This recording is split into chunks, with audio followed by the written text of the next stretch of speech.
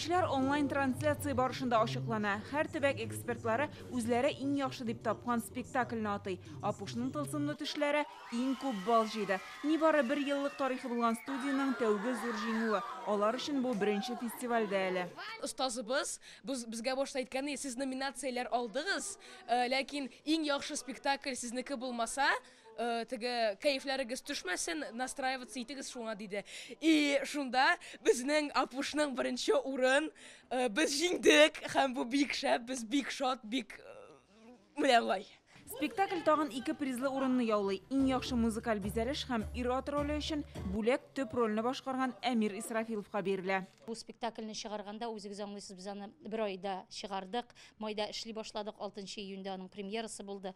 Һәм бары тик менә шушындый күп балаларның көче, әти-әниләр көче, һәм инде әлбәттә Казан мэриясының шушы студияга биргән бөтен көчен, ышанычын бүген безнең аклавыбыз һәм Татарстанга шушы җиңүне китерүебез безнең өчен бик зур бәхет. Фестивальгә һәр төбәктән 2 спектакль тәкъдим ителгән. Яшьләр номинациясендә Чернобыль фаҗигасын сәхнәләштергән Менделеевск театры катнаша. Сәхнәдә балалар да, өлкәннәр дә уйный, алар 6-нчы урында. В нашем городе проживают ликвидаторы и очевидцы. Безнең шәһәрдә Чернобыльдә булган кешеләр яши, без алардан да мәгълүмат алдык. Һәм шундый спектакль барлыкка килде. Декорациялар артык күп түгел иде. Балаларның осталыгы зур роль уйнады.